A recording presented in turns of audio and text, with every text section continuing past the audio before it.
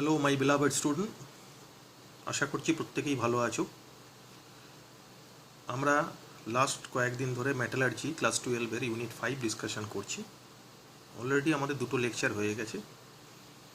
যারা আমার ক্লাস করছো, যাদের ক্লাস করতে ভালো লাগছে, তারা মেটালার্জি ডিটেলগুলো আমার YouTube channel IMI classes search দিয়ে লেকচার 1 লেকচার 2 করে পেয়ে যাবে।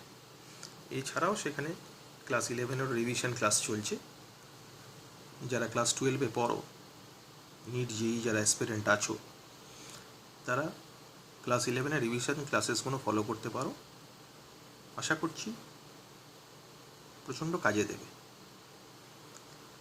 So without wasting time, late us start metallurgy lecture 3 class 12।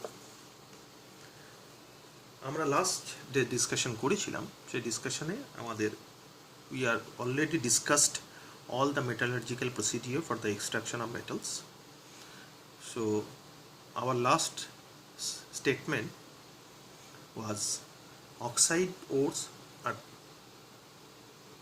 more susceptible to reduction in comparison to sulfide ore, and in this discussion we are basically discussing the reduction of oxide ore in a thermodynamical approach and choice of reducing agent as well as the optimum temperature for the process of reduction. Chemistry class 12-এর পোর্শনে মেটালার্জির সব থেকে গুরুত্বপূর্ণ জায়গা হচ্ছে এই জায়গা, যে জায়গাটায় we have a hybrid discussion, মানে discussion of inorganic chemistry in the light of thermodynamics. So খুব ক্রুশিয়াল ডিসকাশন, খুব ইম্পর্ট্যান্ট ডিসকাশন। প্রত্যেকে ভালো করে শুনবে, ভালো করে দেখবে, বোঝার চেষ্টা করবে, যতটা সম্ভব সহজ করে বোঝাবার চেষ্টা করা হবে। Okay, let us start thermodynamics principle of metallurgy. কি বলেছে? Reduction of oxide ore is thermodynamically more favourable than sulphide ore. I already told you in our earlier lecture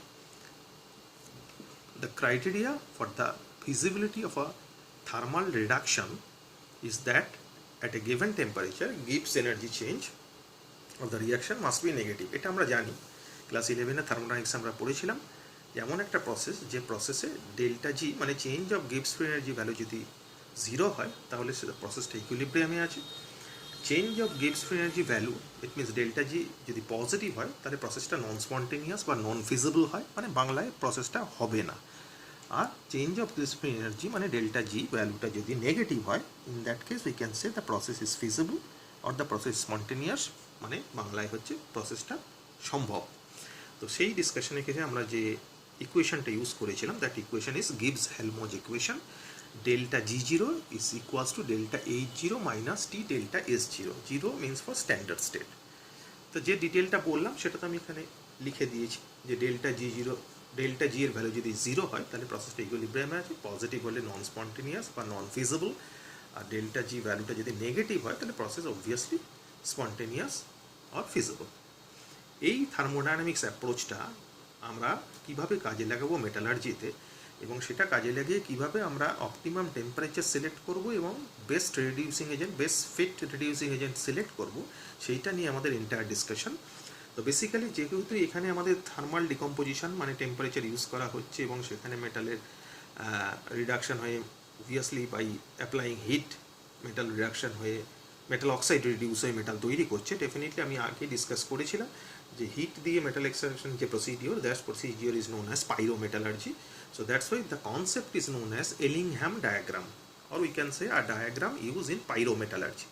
Pyrometallurgy তে বেসিক্যালি এটা ইউজ হয়। ডায়াগ্রামটা কীরকম? The diagram is basically is drawn delta G0F versus T. Delta G0F মানে হচ্ছে standard Gibbs free energy change for the formation of oxide, obviously kilojoule per mole of oxygen, আর T be the temperature in Kelvin. Okay, তাহলে এটা যেটা বলা হলো delta G0F, the formation of metal oxide at standard condition, সেটা আমরা লিখবো কীভাবে? রিয়াকশন এই যে লিখেছি, মেটাল সলিড অক্সিজেনের সাথে রিয়াকশন করছে, অবভিয়াসলি অক্সিজেন গ্যাসিয়াস স্টেটে আছে, দিয়ে এমও সলিড তৈরি করছে। এখানে যদি ফিজিক্যাল স্টেটগুলো লিখি, তাহলে অক্সিজেনটা গ্যাসিয়াস স্টেটে থাকবে আর এটা সলিড স্টেটে থাকবে। This process is generally exothermic process, এই প্রসেসগুলো সাধারণত এক্সোথার্মিক প্রসেস হয়।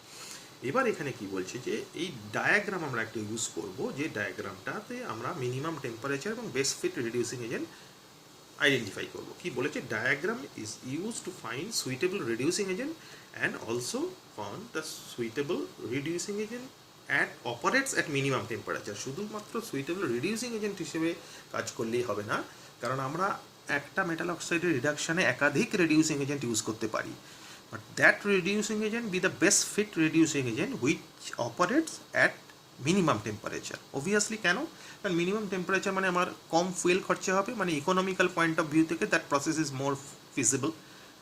So since this processes are industrial process, so naturally আমাকে ইকোনমিক পার্টটা দেখতেই হবে। তাহলে আমাকে রিডিউসিং এজেন্ট শুধুমাত্র আইডেন্টিফাই করলেই হবে না, আমার যদি একাধিক রিডিউসিং এজেন্ট থাকে, if we have more than one reducing agent, then that reducing agent be the best fit reducing agent which reduce the metal oxide at minimum temperature. Okay, this be the most crucial fact. Okay, so let us see the curve. This be the Ellingham diagram curve. So we are first discussing a curve of metal oxide. This be the curve plotted against delta G0F against temperature T in Kelvin. So this be the metal oxide curve, and here we have three situations. Number one,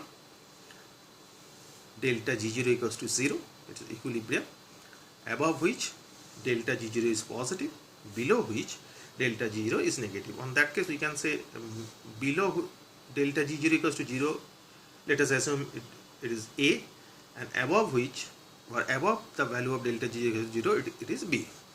Now the curve is like this. দেখেই বুঝতে পারছি যে কার্ভটা এমন একটা এসছে, এটা মেটালের formation curve. তো কার্ভটা এসছে ইকুয়েশন অফ এমন একটা স্ট্রেট লাইন, যে স্ট্রেট লাইনে হ্যাভিং আ পজিটিভ স্লোপ। এবার প্রশ্ন হচ্ছে এটা কেন এলো, এইরকম কার্ভটা কেন এলো, সেটা আগে আমরা একটু থার্মোডাইনামিক্যালি এক্সপ্লেন করে নেবো যে কার্ভটা এরকম কেন এলো, তারপরে এই ডিটেলিংয়ে ঢুকবো। Let us discuss the fact why curve is like this. So we have a explanation. So this be the general reaction, XM solid plus oxygen এর সাথে রিঅ্যাকশন করছে, গ্যাসিয়াস স্টেটে আছে, তৈরি করছে M2OX solid plus heat.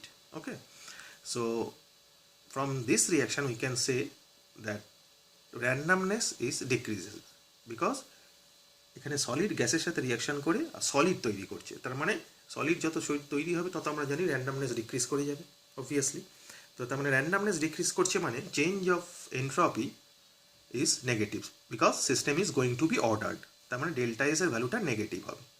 And আমি একটু আগেই বলেছিলাম যে in case of any formation of metal oxide the process is always exothermic. Okay, now from the equation Gibbs-Helmholtz equation, delta G is equals to delta H minus T delta S. Since the value of delta S is negative, it means delta G value, put it over here, and delta G value becomes positive. Delta G ভ্যালুটা কিন্তু positive হয়ে যাচ্ছে, তার মানে system is going to be ordered. Since system is going to be ordered, the process is less feasible or less spontaneous or non spontaneous. So let us see, আমরা ভালো করে দেখতে পাচ্ছি this equation is quite similar to y equals to mx plus c, where y is equals to delta G, c is equals to delta H, m is equals to delta S, and x be temperature. So the equation is quite similar to y equals to mx plus c. That's why, তাহলে সেই কারণের জন্যই আমাদের কিন্তু কার্ভটা এইরকম এসছে, যেখানে delta G0y আর টিটা x. So this be the curve following the equation y equals to mx plus c. ওকে, এবার প্রশ্ন যেটা, সেটা এখানে আরেক কিছু পয়েন্ট এটাতে আমরা জেনে নেবো একটু। সেটা হচ্ছে যে in case of any metal oxide formation reaction, যেটা একটু আগে আমি বললাম, mostly the process is exothermic, it means delta H is negative. এটা আমার fixed in most of the cases, ঠিক আছে। এখানে কি বলেছে, নাও if we increase the temperature, যদি আমরা টেম্পারেচার বাড়াই, মোর অ্যান্ড মোর বাড়াতে শুরু করি, টেম্পারেচার যত বেশি বাড়াতে শুরু করবো, then the value of delta G0 became more and more positive. কারণ আমার এখানে ডেল্টা এস এর ভ্যালুটা নেগেটিভ হচ্ছে, সেটা বসিয়ে ইকুয়েশন আলটিমেটলি দাঁড়ালো পজিটিভ। তো এই ইকুয়েশনে যদি আমি টেম্পারেচার বাড়াতে শুরু করি, তাহলে এই ভ্যালুটা আরও বেশি বাড়তে শুরু করবে, এই ভ্যালুটা আরও বেশি বাড়তে শুরু করা মানে হচ্ছে ডেল্টা জি এর ভ্যালু আরও বেশি পজিটিভ হতে শুরু করবে। তার মানে টেম্পারেচার যত বেশি বাড়াবো ডেল্টা জি এর ভ্যালু তত বেশি পজিটিভ হতে শুরু করবে। So let us see the curve. কার্ভটা দেখি, কার্ভটা আমরা তাই দেখতে পাচ্ছি যে যত আমরা টেম্পারেচার বাড়িয়েছি তত ডেল্টা জি এর ভ্যালুটা কিন্তু পজিটিভ হতে শুরু করছে, সেটা আমরা কার্ভে কিন্তু পরিষ্কার দেখতে পাচ্ছি। ওকে, again, so at higher temperature the formation of metal oxide became less feasible. So obviously higher temperature metal oxide formation টা less feasible হয়. On the contrary you can say dissociation of metal oxide is more feasible.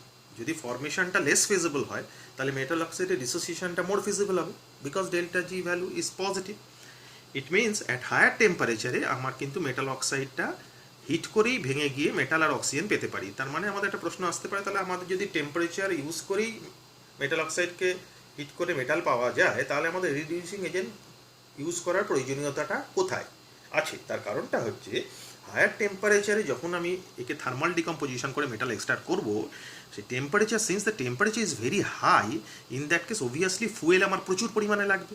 এখন fuel প্রচুর পরিমাণে লাগা মানে costing প্রচুর বেড়ে যাবে। তার মানে ইকোনমিক পয়েন্ট অফ ভিউ থেকে that process is less feasible.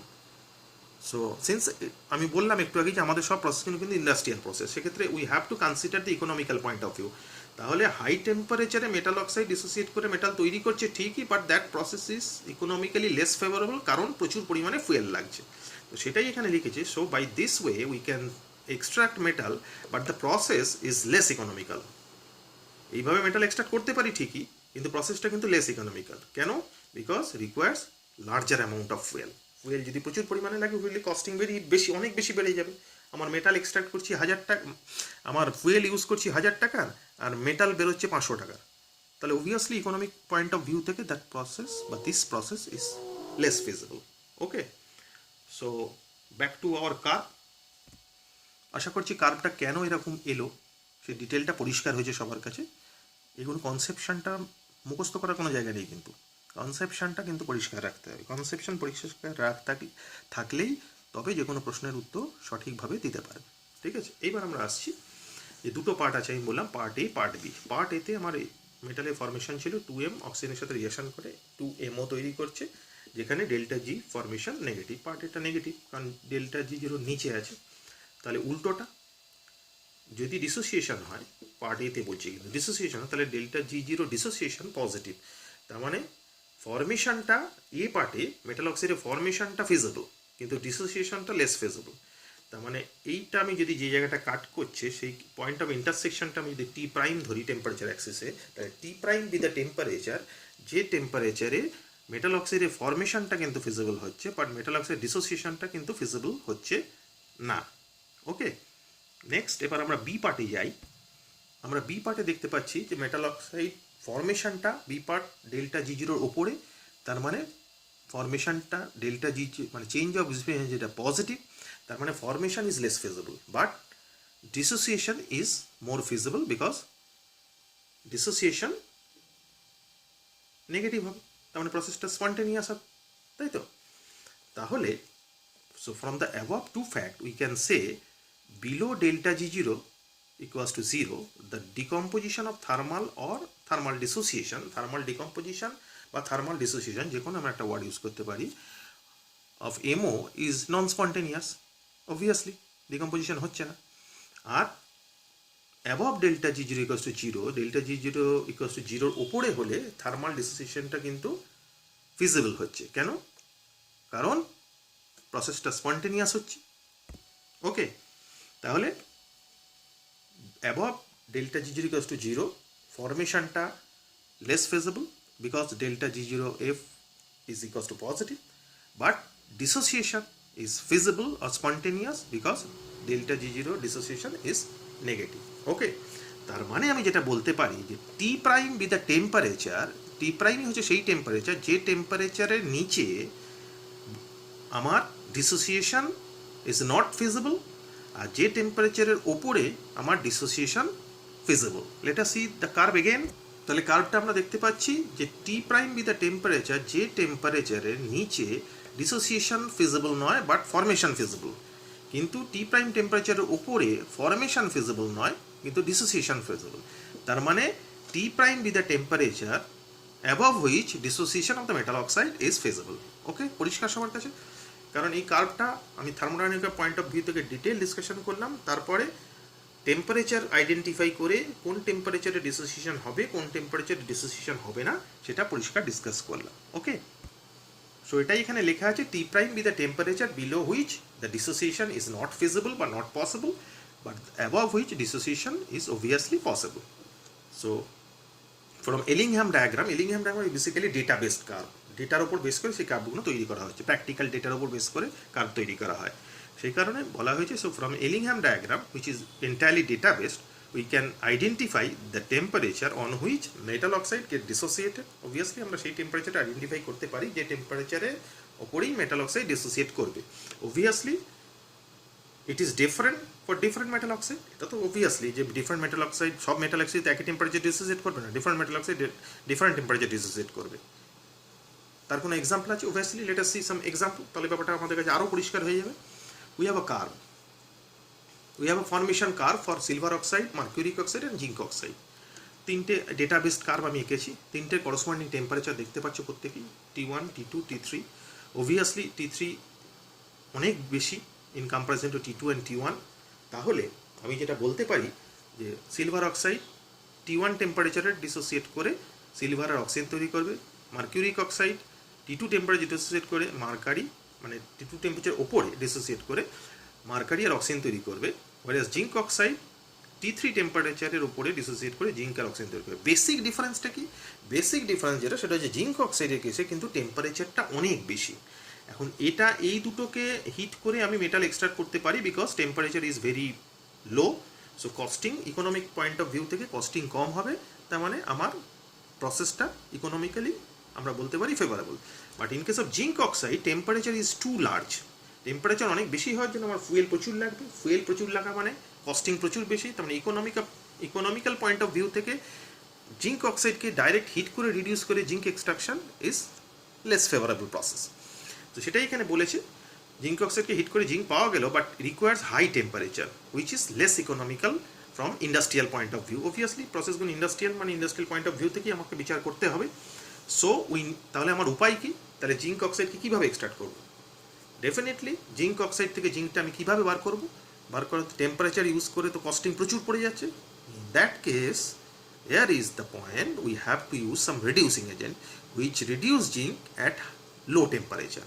তার মানে আমাকে একটা এমন রিডিউসিং এজেন্ট আইডেন্টিফাই করতে হবে যে রিডিউসিং এজেন্টটা কম টেম্পারেচারে জিঙ্ক অক্সাইডকে জিঙ্কে রিডিউস করবে।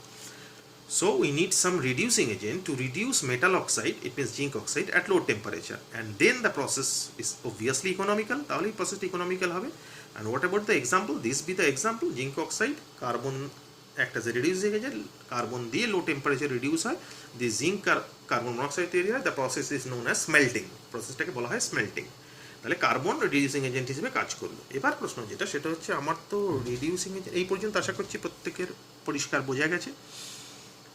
এখন আমাদের কোয়েশ্চেনটা কোথায়? কোয়েশ্চেন হচ্ছে যে আমার যদি different possibilities of reducing agent থাকে, তাহলে আমি কোন রিডিউসিং এজেন্টটা ইউজ করব? তাহলে রিডিউসিং এজেন্ট সম্বন্ধে একটু ডিটেলিং মনে জেনে নিতে হবে।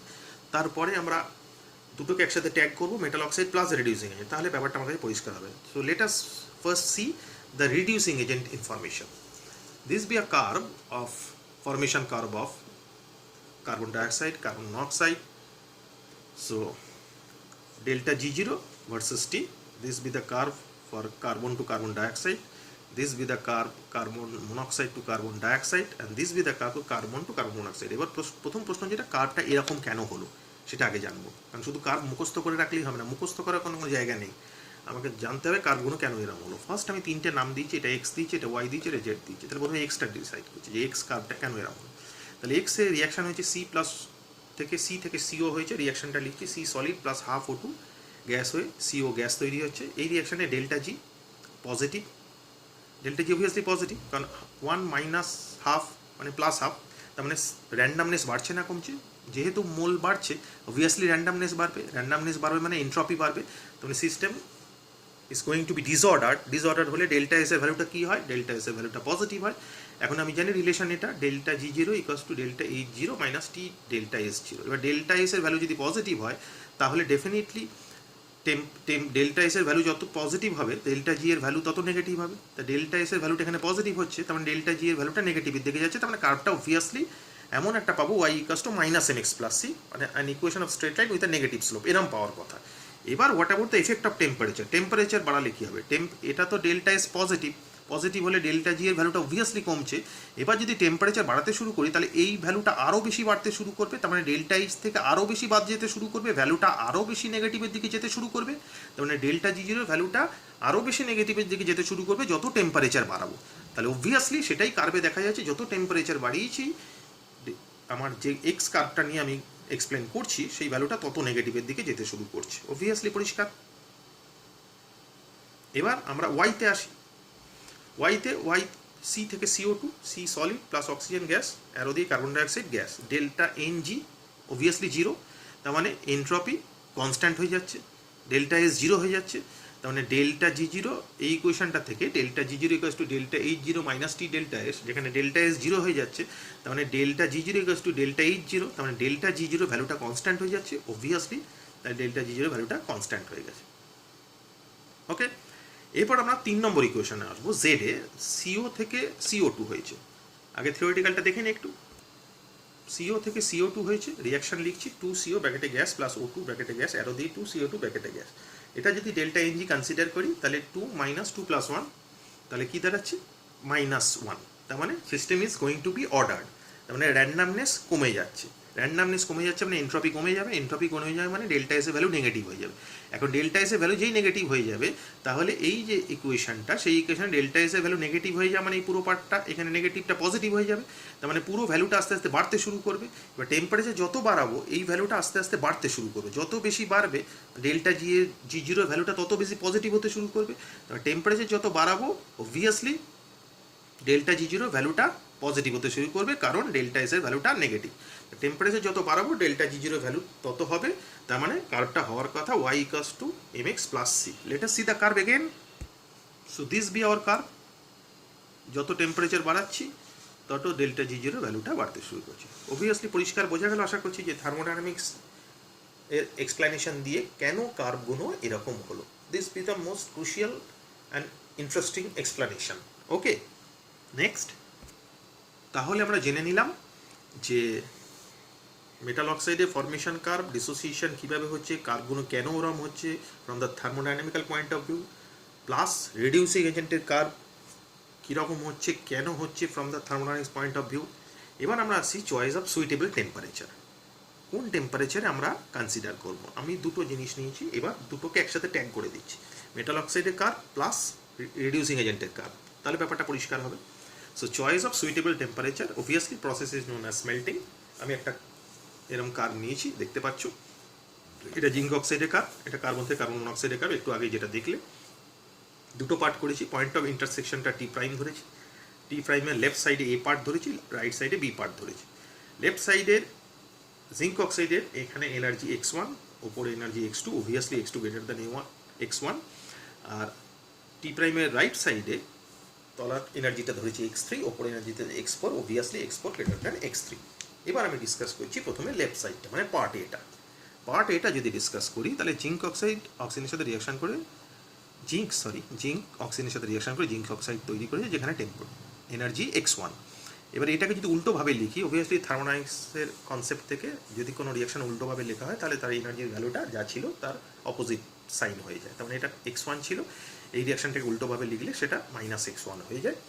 আর কার্বন অক্সিজেনের সাথে রিয়াকশন করে কার্বন মনোক্সাইড যেটা তৈরি করেছে, কার্বন মনোক্সাইডের ফরমেশন কার্ভ যেটা আছে আমার, সেটা এটা x2 ছিল, সেটা x2 লিখেছি। এবার এই দুটো রিয়াকশন অ্যাড করে দিয়েছি, তাহলে zinc oxide plus carbon, zinc plus oxygen তৈরি, কার্বন মনোক্সাইড তৈরি হয়েছে। আর অবভিয়াসলি এনার্জিগুলো অ্যাড হবে, x2 - x1 হবে, তাহলে ডেল্টা জি এনার্জি চেঞ্জটা কি দাঁড়াচ্ছে, energy change delta G is equals two x2 - x1।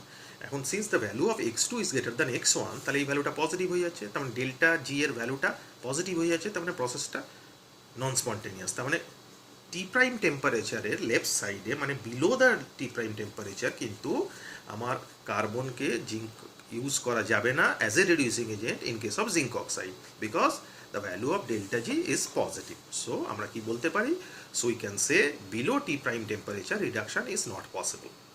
ওকে, এরপর উল্টো দিকে আসি, রাইট সাইডে পার্ট বিতে আসি। পার্ট বিতে একইভাবে রিয়াকশানটা লিখছি। জিঙ্ক অক্সাইড ফর্মেশনে X4, সেই জিঙ্ক ডিসোসিয়েশনে -X4 হবে, আর কার্বন মনোক্সাইডের ফর্মেশনে অবভিয়াসলি X3 হবে। দুটোকে অ্যাড করলাম, অ্যাড করলে ডেল্টা জি এর ভ্যালুটা কী আসছে, অবভিয়াসলি X3 - X4 হবে।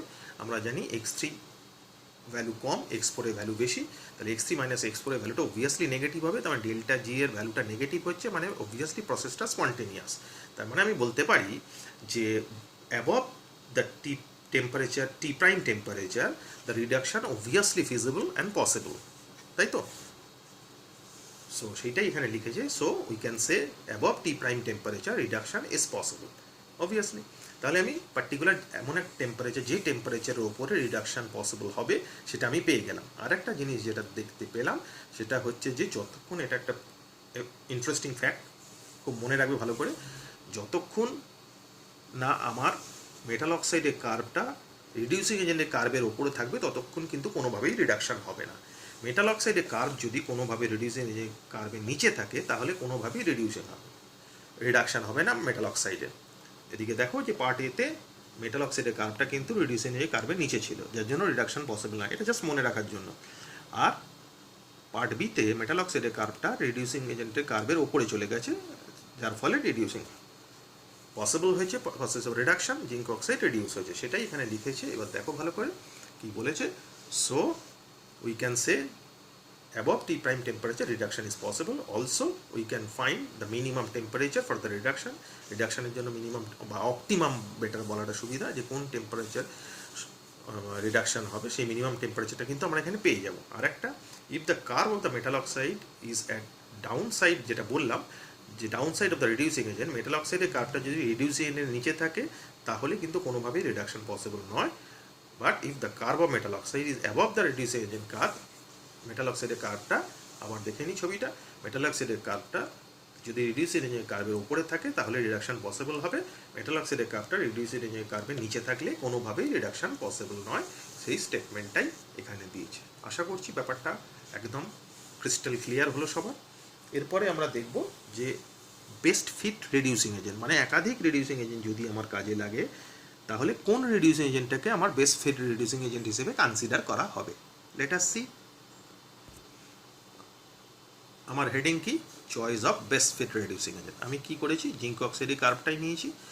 এবার এখানে তিন রকমের রিডিউসিং এজেন্টের নিচে, কার্বন থেকে কার্বন মনোক্সাইড, কার্বন থেকে কার্বন ডাইঅক্সাইড, কার্বন মনোক্সাইড থেকে কার্বন ডাইঅক্সাইড। কি বলেছে, that reducing agent is considered as a best fit reducing agent which reduce the metal oxide at low temperature. Obviously economic point of view থেকে আমরা এটাই বলতে পারি যে যদি একাধিক রিডিউসিং এজেন্ট কাজে লাগে তাহলে সেই রিডিউসিং এজেন্টটাকেই আমরা বেস্ট ফিট রিডিউসিং এজেন্ট হিসেবে কনসিডার করব, যে রিডিউসিং এজেন্টটা ওই মেটাল অক্সাইডকে লো টেম্পারেচার রিডিউস করছে। Late us C. আমি দেখি, এখানে আমি দেখছি যে জিঙ্ক অক্সাইডকে কার্বন দিয়ে রিডিউস করছি, জিঙ্ক প্লাস কার্বন মনোক্সাইড পাওয়া গেছে। তাহলে এই কার্বন থেকে কার্বন মনোক্সাইড কার্ভটা কোনটা, এইটা। এটা মেটাল অক্সাইডের কার্ভকে কোথায় কাট করেছে, এই জায়গাটায়। সেখানে টেম্পারেচার কত রয়েছে, T1, তো সেটাই এখানে লিখেছি, তার ক্ষেত্রে টেম্পারেচার T1। আবার ভালো করে লক্ষ্য করলে দেখা যাবে যে কার্বন মনোক্সাইডও জিঙ্ক অক্সাইডকে রিডিউস করছে, দিয়ে জিঙ্ক আর কার্বন ডাইঅক্সাইড তৈরি করছে। সেখানে টেম্পারেচার কত, তার মানে কার্বন মনোক্সাইড থেকে কার্বন ডাইঅক্সাইড, কোন কার্ভটা, অবভিয়াসলি এই কার্ভটা, সেটা মেটালকে কোথায়, মেটাল অক্সাইডের কার্ভকে কোথায় কাট করেছে, এইখানে। তার মানে টেম্পারেচার কত, T3। এখন লজিক্যালি দেখতেই পাচ্ছি যে কার্বন এবং কার্বন মনোক্সাইড দুজনেই কিন্তু জিঙ্ক অক্সাইডকে রিডিউস করছে। তাহলে আমি কোনটাকে বেস্ট ফিট রিডিউসিং এজেন্ট হিসেবে কনসিডার করব, অবভিয়াসলি সেই রিডিউসিং এজেন্টটাকে বেস্ট ফিট রিডিউসিং এজেন্ট হিসেবে আমি কনসিডার করব যেটা মেটাল অক্সাইডকে শুধু রিডাকশানই করবে না, লো টেম্পারেচারে রিডাকশান করবে। তো অবভিয়াসলি দেখতে পাচ্ছি T1 টেম্পারেচারটা অবভিয়াসলি T3 থেকে অনেক কম। তারপরে T1 টেম্পারেচারে যে রিয়াকশানটা হয়েছে, যেখানে কার্বন একটা যে রিডিউসিং এজেন্ট, সেটাই আমার বেস্ট ফিট রিডিউসিং এজেন্ট হবে। তাহলে আমি বলতে পারি কি, যে কার্বন এবং কার্বন মনোক্সাইড দুজনেই জিঙ্ককে রিডিউস করে, কিন্তু carbon be the best fit reducing agent because it reduce zinc oxide at minimum temperature. সেটাই এখানে লিখেছে, দেখো, both carbon and carbon monoxide act as a reducing agent but carbon reduce zinc oxide at low temperature, that is why carbon is the best fit reducing agent. Obviously temperature অর্ডারটা কিরম ছিল, T3 greater than T2 greater than T1। ওকে, এখন শুধু zinc অক্সাইডের ক্ষেত্রে এরকম হয়, অন্যান্য কোনো এক্সাম্পল আছে কি? অবভিয়াসলি আরেকটা এক্সাম্পল নিয়ে দেখি ব্যাপারটা পরিষ্কার হবে। আমি নিয়েছি আয়রন অক্সাইডে। আয়রন অক্সাইডের কেসে কার্ভটা এরকম আসে। অবভিয়াসলি কার্ভটা কেন এরকম হলো আমি তোমাকে আগেই বলেছিলাম যে কার্ভের নেচারটা কেন এরকম সেটা আমি থার্মোডাইনামিক্যাল পয়েন্ট অফ ভিউ থেকে তোমাকে এক্সপ্লেন করে দিতে পেরেছি আশা করছি। কিন্তু কার্ভগুলো এটা ওপরে এলো কেন এটা নিচে এলো কেন সেটা entirely database curve, practical database curve. সেক্ষেত্রে কার্ভটা কেন এরকম এলো সেটা প্র্যাকটিক্যাল ডেটার উপর ডিপেন্ড। ওকে, আমরা আয়রন অক্সাইডের দেখছি। আয়রন অক্সাইডের কেসে আয়রন অক্সাইড এইটা বোল্ড লাইনটা এটা আয়রন অক্সাইডের, বাকি তো তিনটে যেরকম ছিল কার্বন থেকে কার্বন ডাইঅক্সাইড, কার্বন মনোক্সাইডে কার্বন ডাইঅক্সাইড, কার্বন থেকে কার্বন মনোক্সাইড। এক্ষেত্রে কোনটা রিডিউসিং এজেন্ট হিসেবে কাজ হবে? আগেরটা আমরা কিন্তু দেখলাম জিঙ্ক অক্সাইডের কেসে carbon is the best fit reducing agent. এবার আমরা দেখি আয়রন অক্সাইডের কেসেও কি তাই নাকি অন্য কোনো গল্প আছে। দেখা যাচ্ছে যে আয়রন অক্সাইড কার্বনের সাথে রিঅ্যাকশন করে আয়রন আর কার্বন মনোক্সাইড তৈরি করছে। সেখানে টেম্পারেচার কত? আমার এই টি প্রাইম টেম্পারেচার, এই টি প্রাইম টেম্পারেচারের নিচে আমি দেখতে পাচ্ছি কিন্তু যে কার্বন মনোক্সাইড যেটা রিডিউসিং এজেন্ট হিসেবে কাজ করছে তার কার্ভটা কিন্তু মেটাল অক্সাইডের কার্ভের নিচে আছে। আমি একটু আগেই তোমাকে প্রত্যেকের ট্রিক বলে দিলাম যে রিডিউসিং এজেন্টের কার্ভটা মেটাল অক্সাইডের কার্ভের নিচে থাকবে সেই কিন্তু মেটালকে রিডিউস করতে পারবে। আমার এখানে দুজন আছে কার্বন আর কার্বন মনোক্সাইড, তাতে দেখা যাচ্ছে টি প্রাইম হচ্ছে দ্য পয়েন্ট অফ ইন্টারসেকশন, সেই টেম্পারেচারটা, সেই টেম্পারেচার নিচে মানে লোয়ার টেম্পারেচারে যে carbon মনোক্সাইডকে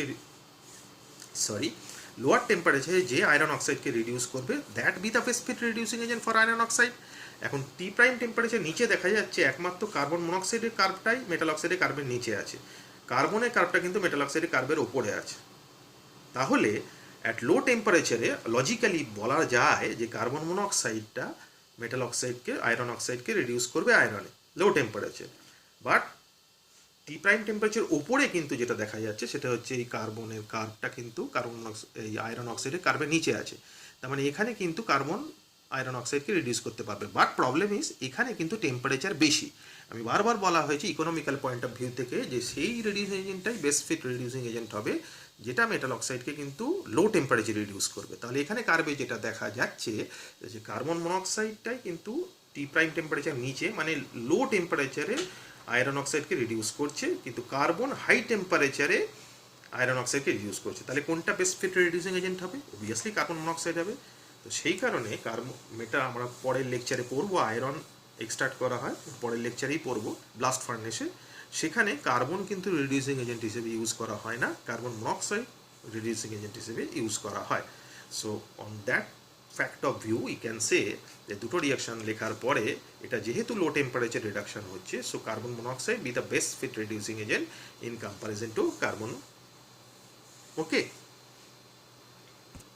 so this is all about Ellingham diagram. আশা করছি প্রত্যেকে এলিংহ্যাম ডায়াগ্রাম ভালো করে বুঝতে পেরেছো এবং থার্মোডাইনামিক পয়েন্ট অফ ভিউ থেকে আমি এলিংহ্যাম ডায়াগ্রাম আশা করছি প্রত্যেককে ভালো করে বোঝাতে পেরেছি। ভিডিওটা বারবার ভালো করে দেখবে, তাহলে কনসেপশন অনেক ক্লিয়ার হবে। টোটাল থার্মোডাইনামিক্যাল অ্যাপ্রোচ আমি দিয়েছি, এছাড়া একটা মাল্টিপারপাস কার্ভ দেখাচ্ছি যে কার্ভটা এনসিআরটিতে দেওয়া আছে, যেটা দেখে ডিফারেন্ট মেটাল অক্সাইডের রিডাকশন কার্ভ বা কিরম হয় অ্যাকর্ডিং টু এলিংহ্যাম ডায়াগ্রাম সেটা একটু দেখে নিই আমরা।